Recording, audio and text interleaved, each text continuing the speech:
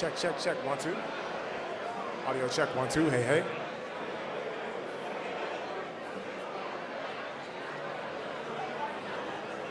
One, 2, 3, 4. Hey, hey. Cuts is good. Main, Tucker, you good? Check 1, 2. Check 1, 2. Check 1, 2. You can go back up to where you did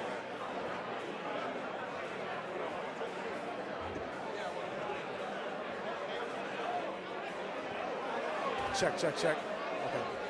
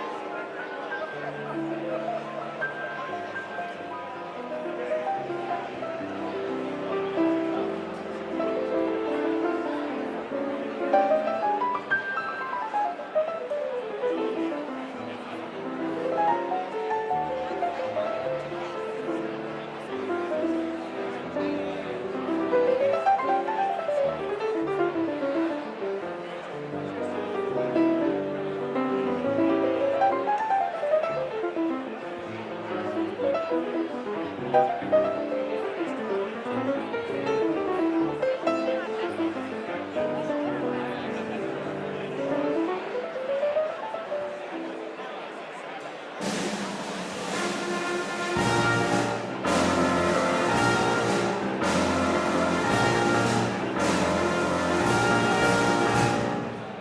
and gentlemen, the President of the United States, Donald J. Trump.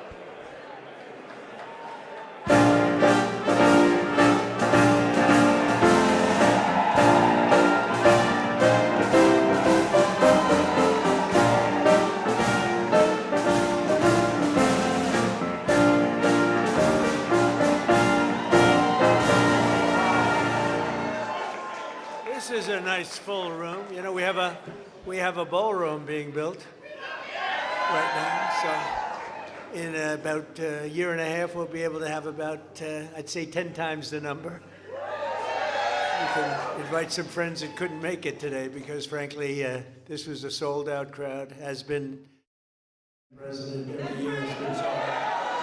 So a lot of great friends. This is your knockout panel, okay? For those that are interested, see that curtain?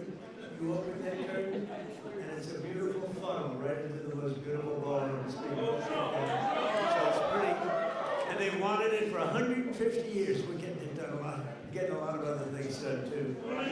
Well, I want to thank you all and welcome you to the White House on this very special occasion. It is indeed, I've been at every one of them, and we celebrate the 100th anniversary of Black History Month. That's a big deal.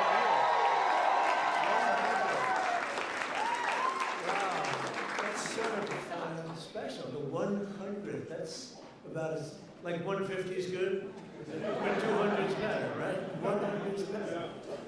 I want to begin by expressing our sadness at the passing of a person who I knew very well. Jesse was a piece of work. He was a piece of work, but he was a good man.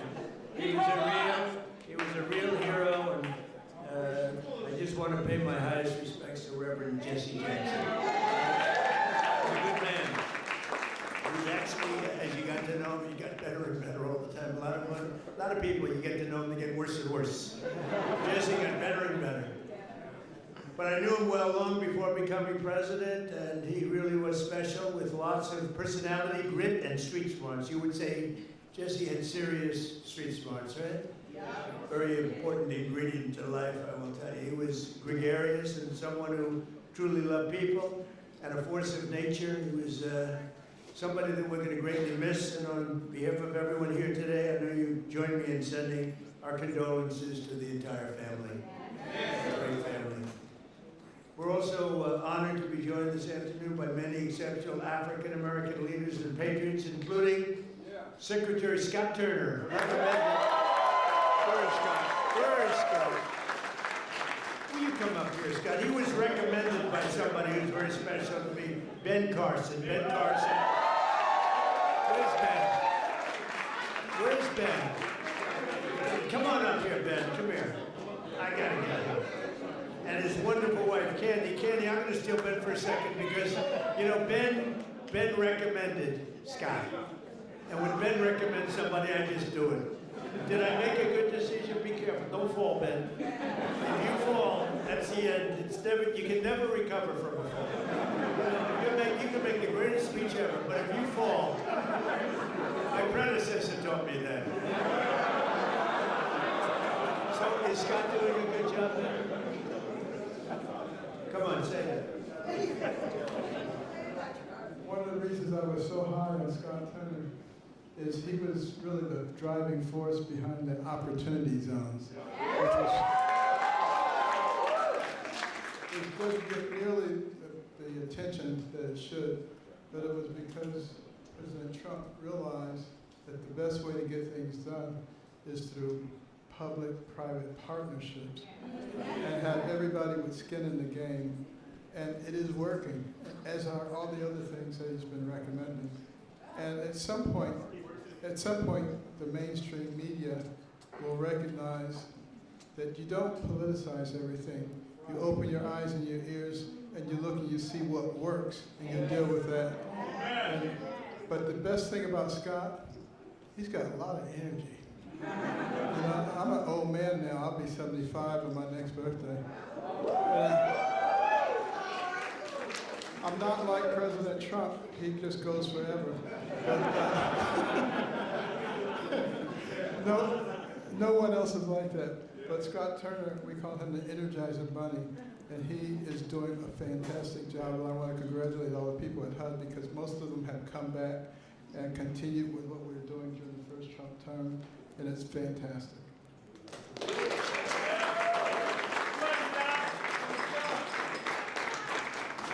Well, just very briefly, thank you, Mr. President. We are so grateful for your leadership and for your heart for America. And Dr. Carson, who is a tremendous just leader, servant leader, and been a great mentor to me. And you know, I never thought that I would see the day where I'm standing between the president and Dr. Ben Carson.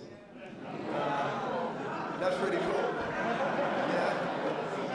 And so I just want to say to everyone that's here, you know, as we celebrate this special day in not only Black history, but American history, this year that we've been here, you know, under President Trump, the Lord has been so gracious to us, and he's been faithful, and the president has been a tremendous leader in his work ethic, his heart for people. And when he says America first, he really does mean America first. And so, and to be able to stand on the shoulders of Dr. Ben Carson and for the president to trust Dr. Carson at his word is truly humbling for me. And so to stand now as a servant leader and the Secretary of HUD, I'm grateful to the Lord, I'm grateful to the President and Dr. Carson, and I promise you we will continue to do good work and to make not just housing affordable and everybody achieve the American dream, but really to bring transformation and so that those that are in our country who depend on subsidies and this, that, and the other will get off of that and live a life of self-sustainability. So God bless y'all.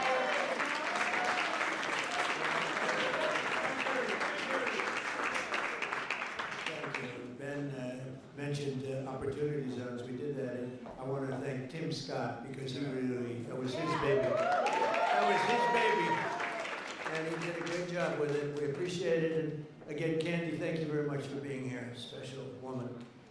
Ben's getting the Presidential Medal of Freedom. That's the biggest. It's the highest award you can have outside of the Congressional Medal of Honor.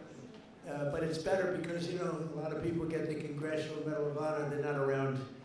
You get them, they're not around. Whereas we don't have to go that far, generally speaking. But it's the highest award, civilian. And then you have the matching is the Congressional Medal of Honor, both tremendous. So Ben, I'll be seeing you back here pretty soon, I think, and you're going to get the award. You'll probably fill up this room. I said, we'll do it in the Oval Office. He said, sir, it's not big enough. I said, so we're going to do it right here, okay? All right. I'd like to also thank Senior Counsel to the Assistant Attorney General. He's a fantastic man. He's been my friend for a long time, Leo Terrell. There's no better. We have time, right? Do we have time? Yes? Anybody have to go? Like, come on up here, Leo. This guy, he says it like it is. I like it.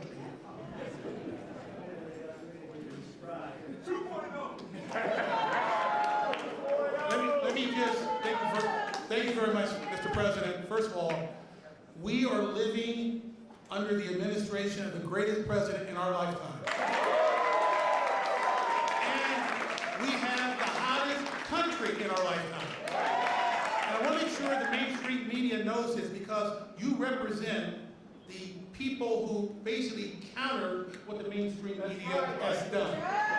President Trump was the president who fully funded historically Black colleges and universities. President Trump took the lead and performed criminal justice reform. President Trump made sure that we had opportunity zones. Let me close by saying this. This country is at a crossroads, and we have the right president at the right time. And if you want school choice, like I know you do, President Trump wants it. If you want a law and order society and secure border, President Trump wants that.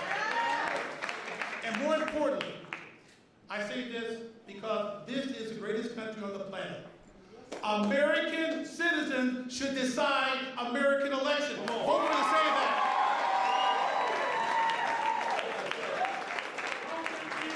Leo 2.0. Lovely. Thank you, Leo. That was very good.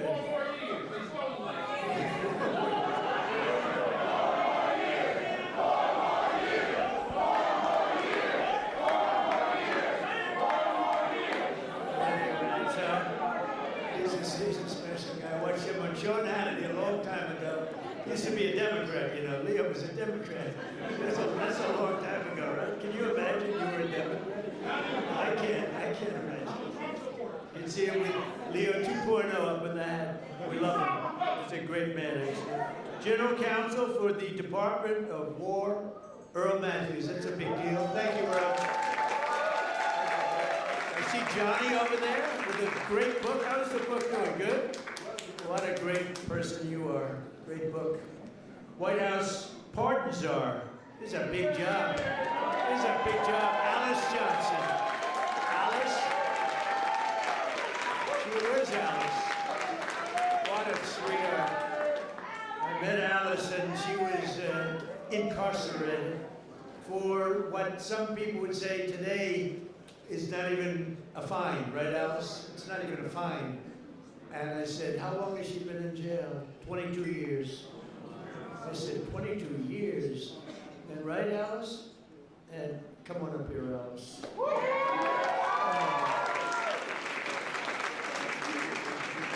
I said, 22 years, and she was on a phone call. This was over a phone call. I know about fake phone calls too, Alice, you know? They tried to get me in a fake phone call.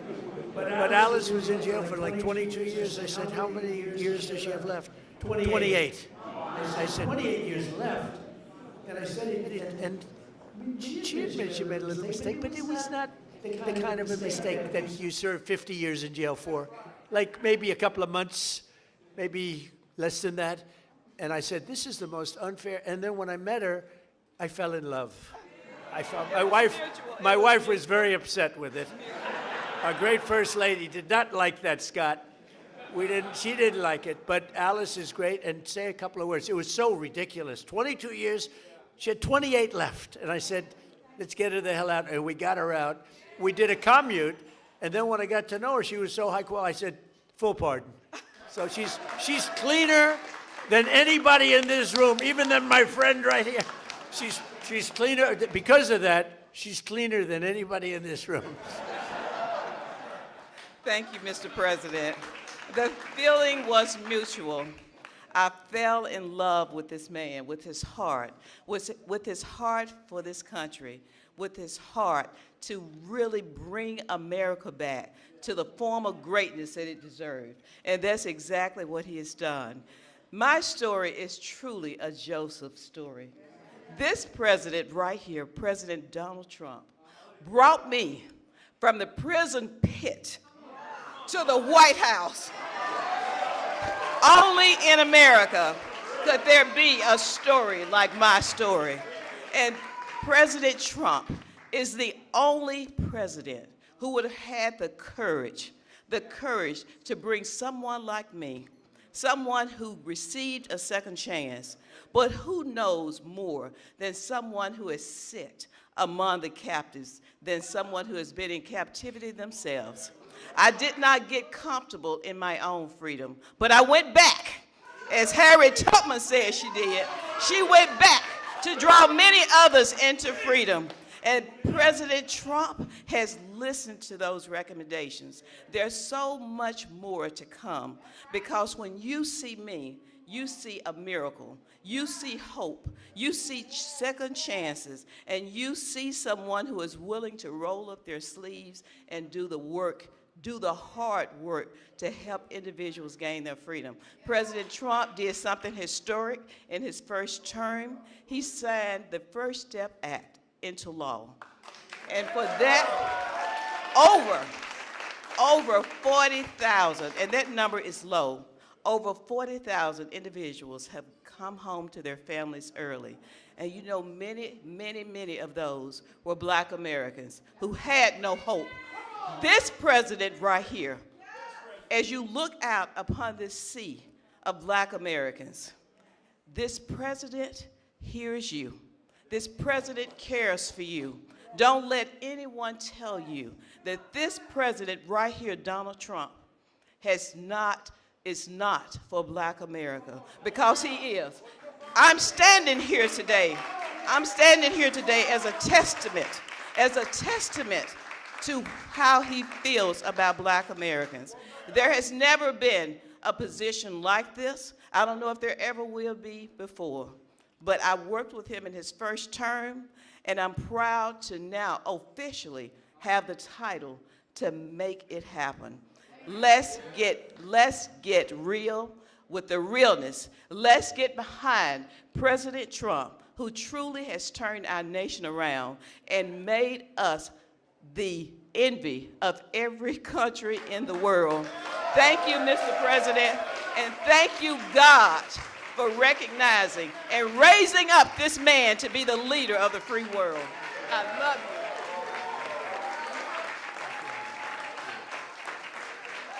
Great woman. You know, when I was looking for a pardon person, like a pardon czar, they gave me somebody from Harvard, somebody from Yale, somebody from Princeton, somebody from Penn, somebody from Stanford. And I said, do you know anything about it? Well, we can learn. You know, they can learn. And when I met Alice, I said, she's better than these people. And she's done a fantastic job. You know, I said to Alice, I said, so I'm looking for people like you to let out. How many people are there like you? She said, many. I said, many in jail? Think of it, 22 years she was in jail, and she had 28 years to go on a phone call. You admit you did a little something wrong, right? But it was like, okay, it wasn't 50 years. Even if you said 6 months, today it would be probably nothing. But even if you said some little time, but I said, I'm looking for other people like you. How many are there? Many. Then I was worried, because I said, well, maybe she's going to say everybody should be let out. We're not a believer in that. I said, so Alice, are there people that shouldn't be? You met a lot of people, right? Are there people that shouldn't be let out? Absolutely. Then I felt better, because there's some bad ones in there too, right? But you are fantastic, and you've been great and so respected all over the country, all over the world, in a sense. You've become a very big story. Thank you very much, Alice. I appreciate it. And we have Lynn Patton. Lynn, thank you. You've been such a help. And Kelly Mitchell, thank you, Kelly. Thank you. Where's Kelly? Thank you, Kelly. And we have Dr. Alveda King. Thank you, darling. Thank you. You've been with me from day one, right? From day one, she's been there. She's been fighting for me, and I fight for her. I don't have to do too much fighting for her. She takes care of herself. Thank you. Thank you. We can say Merry Christmas is right. Thank you. Thank you for all that support for years, right? Even before Alice, a long time, years before Alice, right? Thank you, darling. Corinne Rankin, thank you very much. Thank you very much. Thank you, Corinne. And Deontay Johnson, thank you. And a man who's been with me for a long time, and he's never asked me for a thing. Bruce, thank you very much. Bruce Lavelle, thank you very much. I wasn't sure if they had your name down here, Bruce. I was going to mention you anyway, okay? But they had your name. They did a job, finally. They always leave a lot of names out, and that bothers me. Like I see Scott Bessent, his name was left out. First time ever. Look at Scott. I'm looking for his name. I'm looking for his name. I said, I better. He's the greatest Treasury Secretary we've ever had. I think he's, how's the economy doing, Scott? Good? The best. It's really, people are going to see, and watch the State of the Union. We're going to be talking about the economy. We inherited a mess, and now we have prices way down. We have energy way down. Gasoline is now breaking $2 a gallon in many places, and it's been actually amazing. But Scott's fantastic. I don't want to forget to mention him. I'd be in big trouble. All of a sudden, the economy would turn bad on us. I'd say, what happened? It was Scott. Thank you, Scott. And Secretary Lori Chavez DeRemer. Lori, thank you very much. To Secretary of Labor, Assistant Attorney General Harmeet Diller. How are you doing? How are you doing with Harvard? How are you doing with Harvard? You know, Harvard's extremely discriminatory, unfortunately, and it's working good. Harmeet is on their trail, right? Good, good. You keep suing them. The hell with them. I like the historically black colleges and universities, which I saved. Leo 2.0 said it, but which I saved. We saved them. They had no funding, and every year they'd come back, and I got to know some of the heads, and every year they'd come back, and after my third year, first term, I said, you guys keep coming back. Why do you keep coming back? He said, we have to come back every year. For years and years, they had to come back, and one of them said, one of the heads, a great guy, said, they make us feel like beggars. We have to come back. I said, I'm going to get you long-term financing, and I got it for them. And I said, the only bad thing, I'll never see you guys again. I haven't seen too many of them. But we took care of the historically black colleges and universities, right? And it was a great thing to do. So many others are in the audience that are just friends of mine. Look at them, so many.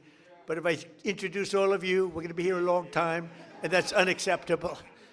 Not only are we celebrating the century of Black History Month, also, as you know, this year we'll also be celebrating the 250th anniversary of our nation's founding. And the good thing, when they cheated on the election, they made me wait 4 years, and because I waited 4 years, I get the 250th year.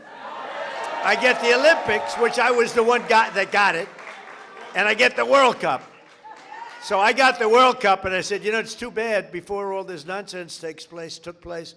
I said, it's too bad. I got the World Cup to come here. Johnny, another Johnny, we got the World Cup. It was fantastic, the head of it, one of the great people. And I said, the only bad part is I won't be in office because my 4 years will be up. This would have been the more traditional route. And then they cheated on the election, and I said, now we won by so much. We won by millions of votes, but they cheated. It was during a COVID period, and they cheated. And we did it again, and we made it too big to rig, too big to rig. And by doing that, I ended up getting the Olympics. Because we were responsible for both of them. And we're going to have a great year, but we're going to have a great 3 years. We're going to have hopefully we're going to have a great century, because that's ultimately what it is. We'll get it started. But as we honor America's 250, and I can't say that I got the 250. I tried doing that a couple of times, Bruce. I said, I got the Olympics, I got the World Cup, and I got the 250th year. They said, you didn't do that. I said, you're right about that. I didn't do 250. We happened to be here at the right time. That's all that was. But we thank God for the strength and courage and grit and devotion of black Americans who have helped make America the most powerful country in the history of the world we now have. And you saw that with our attack a few weeks ago on Venezuela. We have the greatest military in the world. We make the greatest equipment in the world. There's nobody even close. Nearly 10,000 African Americans fought for the Patriot cause in the Revolutionary War. Did you know that? 10,000, and it's actually a number even, I've heard even higher than that, helping secure our independence in every generation since, from the Buffalo Soldiers to the Tuskegee Airmen. Black Americans have stepped forward to defend the flag and to defend our country like few others, really, like few others. And you've never really been given the recognition that you should get for that. You know that, Ben? I don't think a lot of people have given the kind of recognition, but everyone knows all about the Tuskegee Airmen. They were great and amazing. The Buffalo Soldiers, do you know the Buffalo Soldiers? Good stuff, right?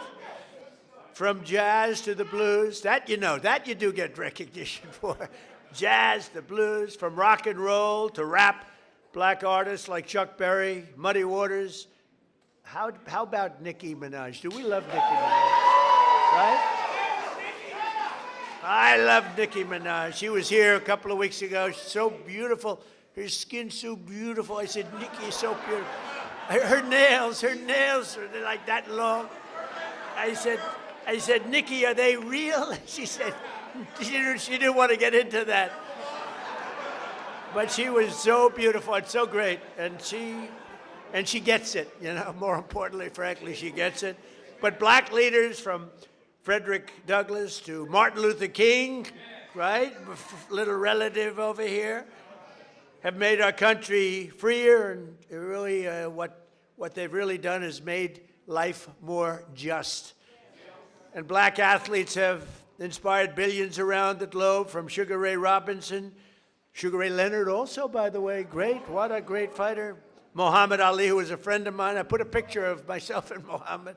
It was another piece of work. You talk about a piece of work. But he could fight, couldn't he, huh? Mike Tyson, boy, I tell you, Mike has been loyal to me. Whenever they come out, they say, Trump's a racist. You know, it's like a statement. Trump's a racist. Mike Tyson goes, he's not a racist. He's my friend. He's been there from the beginning, good times and bad. But Mike Tyson's a great guy, and he was so loyal, always been loyal. And Herschel Walker, speaking about loyal, how good a football player was Herschel? Herschel Walker, now he's ambassador to the Bahamas. I don't know, Bahamas, Bermuda, is he Bahamas, whatever. It's nice, a nice place. You'd like that, Bruce, wouldn't you? Bruce wants it. And a guy I became really, he liked Trump, Jim Brown. He was tough. He'd come in, he was very silent. He was silent but deadly. He'd come in and he'd look at people, and if he didn't like them, he'd just look at me and he'd go, no good. He wanted to rip their heart out. I would say there can't be a greater football player than Jim Brown. By the way, Lawrence Taylor, great friend. The great Lawrence Taylor, the greatest defensive player probably in the history of football. He's a great friend of mine. But I'm longer off the tee than him. You know why? Because I take the club back further. He takes the club back this far, and he hits it 200 yards. When you can do that, you're strong. He is a great guy, I'll tell you that. And all of this is a part of the legacy that we celebrate on July 4th, 2026, because Black History Month is really all about American history. And this is a big year. This is a big year for you. During my first term, I was honored to deliver unprecedented victories for black Americans and all Americans, frankly, but black Americans I single-handedly secured record long-term funding for. I told you, the historically black colleges and universities. I created nearly 9,000 opportunity zones with our great secretary, and also I think we have to do, as I said before, Tim Scott really, he came to me with that idea, and we put it into use, right, Scott? And I signed historic criminal justice reform into law. We got criminal justice reform. Just so you know, for 30 years, you, more than any other group of people, has been trying to get criminal justice reform, and they couldn't do it. And a group of people came to my office, and they asked me to do it. They couldn't get it. They needed 5 conservative votes in the Senate, and conservative was 5 conservative white votes in the Senate. And of the 5, all 5 of them were totally against, and I called them up, and they were great. They were great. And one of them was Senator John Kennedy, to be honest with you. He was not in favor of it, and I spoke to him, and he was 100%. He's a great senator, a great guy, and you know that he was a tremendous help. So we got criminal justice reform done and approved, and nobody thought it could be done. And it's no wonder that in 2024, we won more African-American votes than any Republican presidential candidate in history. And just over 1 year ago, we had a dead country. We were a dead country. Scott just said it. We were dead as a doornail. We had an idiot as a president. We had a man that was not a president. Number one, he didn't win the election. He was not a president. Yeah, right. He was a real beauty, wasn't he? He allowed 25 million people into our country. Many of them should not have been here. And now we have, by the way, we went from the worst border in history to the best, by far the best border in history. But I had the support of many people, Bruce. I had the support of many people in this room, and we've got right now the hottest country anywhere in the world. King of Saudi Arabia told me that. He said, You were a dead country a year and a half ago. Now you're the hottest country in the world. We're the hottest country right now anywhere in the world. And you're a big part of it. And you're a big beneficiary. I tell you what, take a look at your 401ks. Has anybody got a 401k that's lower than it was? Better put your hand down. Lower than it was a year ago? They're double. I mean, they are through the roof. The stock market has hit 53 all-time record highs since the election.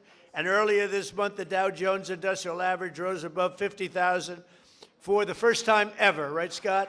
First time ever. And also, you know, they don't talk about this. The S&P broke 7,000. So when I got elected, they said, for the S&P to break 7,000 within 4 years would be a great achievement for the president. And for the Dow Jones to break 50,000 would be a great thing, but it's not possible. They were talking about in 4 years. Scott, they said in 4 years it would not be possible to break 50,000 or 7,000 under these two very important, call them a metrics. And you know what happened?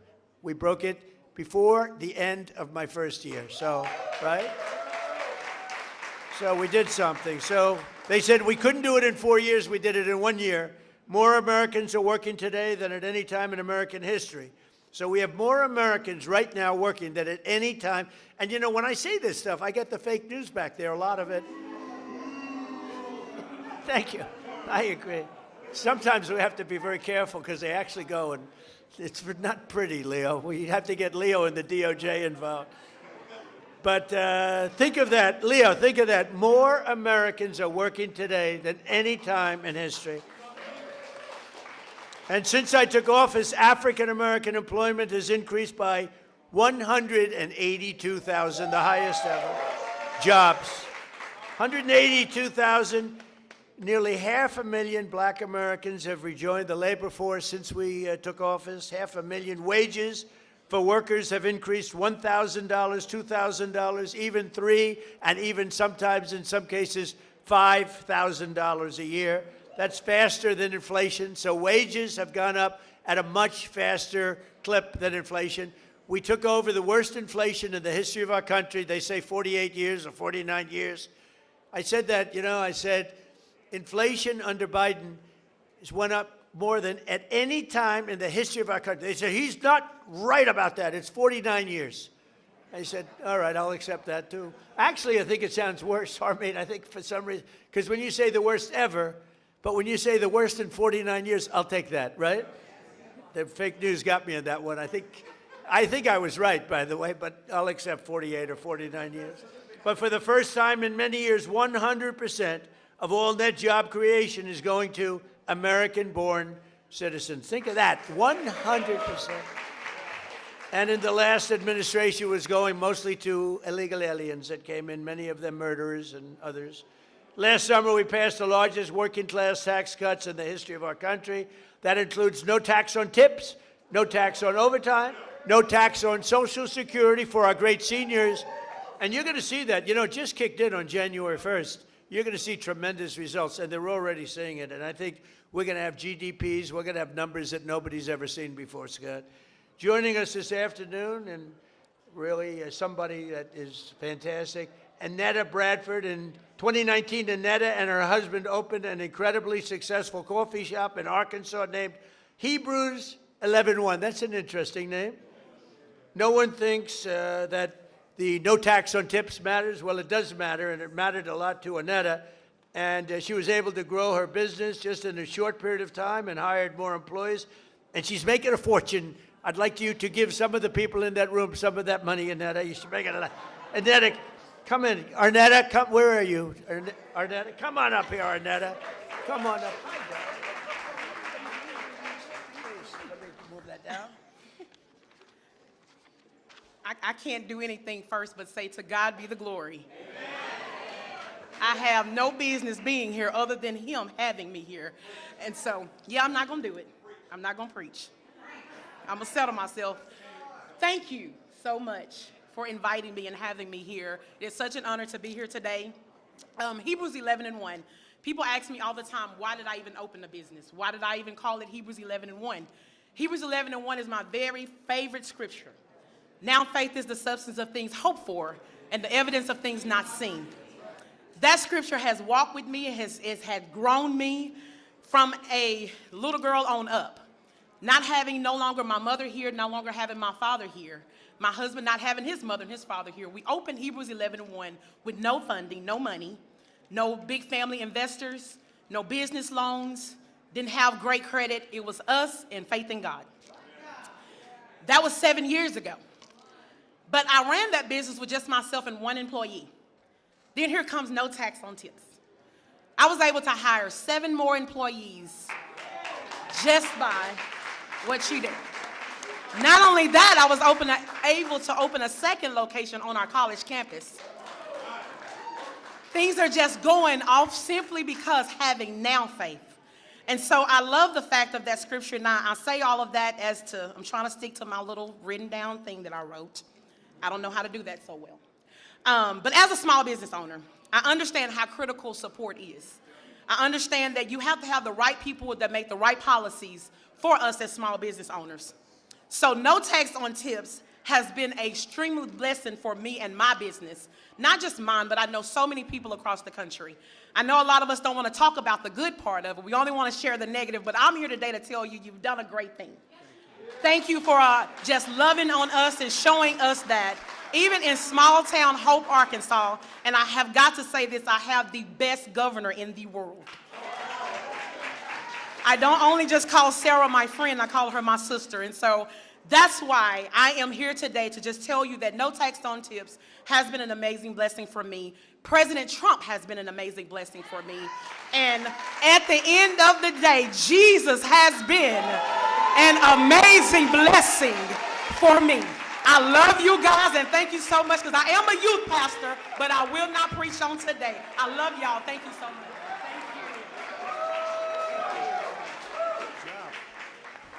Good job, huh? So thank you very much, Arnetta. And we can't provide opportunity for the next generation if we do not also have a thing called law and order. We need law and order. You know, Washington, D.C. is amazing. It was a crime capital. It was a horror show. A year ago, it was really dangerous, and now it's one of the safest cities anywhere in the country. And we're in Memphis, Tennessee now, where it's like a different world. In 4 months, we've made it safe. We're in Louisiana, as you know. We're in lots of other places, and we have the lowest crime numbers that we've had in many years. We have the lowest murder numbers in 125 years, since 1900. And that's despite the fact that a lot of people are here, but those people have been taken out. Lots of them have been taken out. That's why we stopped the invasion at the southern border. And just 1 year ago, and think of this, 1 year ago, we had the absolute worst border that we've ever had, and now we have the safest border that we've ever had. So it's going to be really something. 125 years ago, that's before my father was born. I had a wonderful father, but that was before. So we have, murders are down from 125 years. We had the best numbers. When you think about it, that's pretty incredible. And those numbers are made up by Democrats. Can you believe it? They don't want to give me those numbers. They can add a couple of people here and there. But I've also deployed the National Guard to bring back safety to Memphis and to New Orleans and Washington. And the National Guard has been incredible, and people are safe. In the case of Washington, the restaurants were all closing up. People were getting really badly hurt and killed, frankly, many people killed. And now you can walk down the street and you have nothing to fear. We have one of the safest cities in the world, and it happened very fast, Bruce. One of those who knows the importance of this mission is Felicia Cook, a lifelong Washingtonian who tragically lost her grandson to violence in 2017. Felicia, we're so sorry, and you are a spectacular person. If you could say a few words, please. Thank you very much. Yes, come on. Oh, yeah. Oh. Help her up. We don't want any mistakes. Come on in. Thank you. Yes, you can. Thank you. So nice. I like her. Please. I like him too. One thing I like about him, he keeps it real just like Grandma. I appreciate that because I can trust him because he tells exactly how he feels and what he thinks. Thank God for this president. I am filled, my cup runneth over. Because he allowed his constituents, his people, to come to my house to interview me, to talk about the murder of my grandson. It seemed like nobody cared. I'm an advocate for murder. I marched. I rallied. I pulled out other families in the District of Columbia that had murders and did not have answers. Ooh. We marched and we rallied, and nobody heard me, Democrats. Get mad at me. Until this Republican sent his constituents, his people out there to interview me in my home. Have you ever heard of a thing? Then they invited me twice before Congress to testify for the beautiful bill that's going to change crime in the district.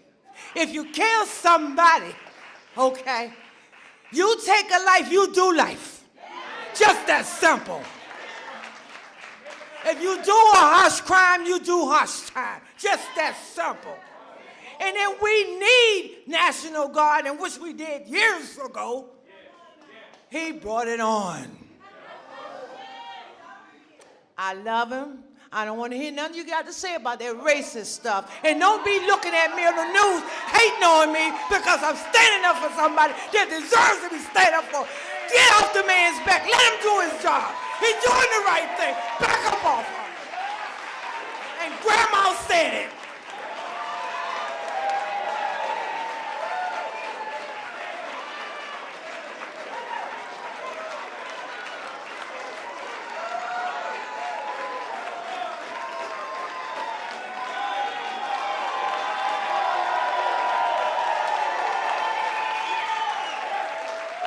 Wow. That's pretty good. When is she running for office? Felicia, when are you running for office, please? You have my endorsement. You have my endorsement, Felicia. Thank you, darling. That's great. What a great, and it's from the heart. Your little baby, right, was just so horribly taken from you. Under the Trump administration, we believe that no community should be abandoned to the scourge of violent crime, and we're saving thousands and thousands of lives in many cities. And frankly, if these radical left lunatic Democrats would come and say, please help us, please, we'd stop crimes all over the place. And we're doing it in a lot of cities. Sometimes we have to force ourselves upon them because they're so bad. And I don't even think they realize what's happening to their cities and their towns. But every town that we go in, every city that we go in, like Washington, Felicia, you feel much safer now, totally safe. You can walk to a restaurant. The restaurants were all closing. Now you can't get a restaurant. The bad news is you can't get into a restaurant. But it's a great thing to see what's happening in Washington. It's like it's a hot place, and hopefully people will be coming in record numbers. And it's been, well, I know we need a little help. You need help in Atlanta. He just said, you're right, Atlanta, we could take care of Atlanta. I'll tell you what, you ought to get them to call me. We could take care of Atlanta so fast.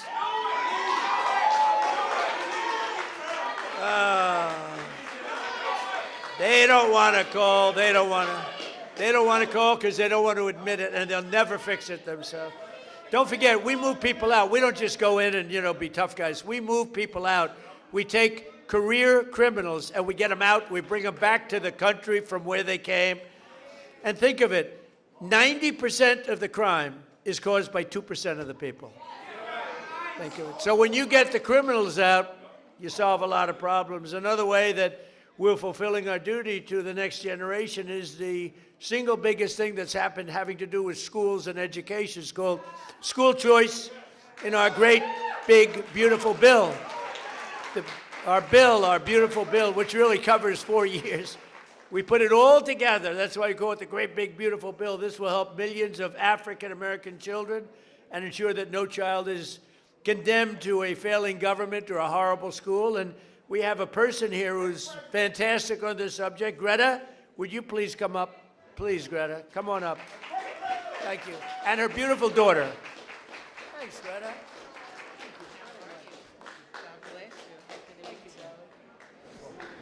Well, I ditto. To God be the glory. And we're grateful for our president. He's doing some tremendous work. And I want to remind those that don't know that this was prophesied. So you weren't supposed to have the second term when it came about. This is your season. And God said that it was going to be rough the first 2 years and that things were going to happen. But then the last 2 years are going to be great. Well, I hope and so. yes, you're going to do some tremendous things. And so for that, we thank you. On behalf of all the mothers all around the world, I'm from Texas. I live in a zip code that I didn't have an opportunity to have a choice to go to school. And so when I raised my children, I wanted a better opportunity for them. And I'm so grateful to ACE scholarships and all the doors that the president is opening for education. My son was in a school that he didn't have any voice, and he found drugs in school. And he died. And so I'm here today to just show my appreciation for all the moms around the world. We have a choice now. This choice is so important to mothers. I have a child that, because I had a choice, she's in private school. She's thriving. She's thriving. She's going to be an anesthesiology nurse, and she's doing great. And ACE scholarships was a big part of that. Changing education changes everything. Thank you, sweetheart. Changing education changes everything. In my zip code, it feels like we were locked in a cage, and being locked in a cage and can't get out. And because of all of the things that you're doing for education, now we can get out and soar. Our children can have a chance to be prosperous, just like other children. And I thank you for that. This is a great opportunity. So on behalf of all the mothers all around the world, I stand here and I give you your flowers while you can still get them. Thank you. I appreciate you. Give me a hand. Thank you. And this is your. Look how beautiful. What a beautiful. Thank you. Wow, so nice. Thank you very much. Thanks, Greta. So we're calling it end, and I just want to say this is an honor to be here. We celebrate Black History Month. We honor the memory of those who came before us by continuing their legacy and fighting for an American that's really an America that's safe and strong and prosperous. We now have a country that's bigger, better, greater than ever before. I want to thank all my secretaries and all of the people that came here. Our military leaders are here. We have a lot of people that are here, and I want to thank you all. But this is a very special group of people. So happy Black History Month, happy Black History Year, and happy Black History Century. Thank you all. Thank you, Bruce. Thank you. Thank you very much, everybody.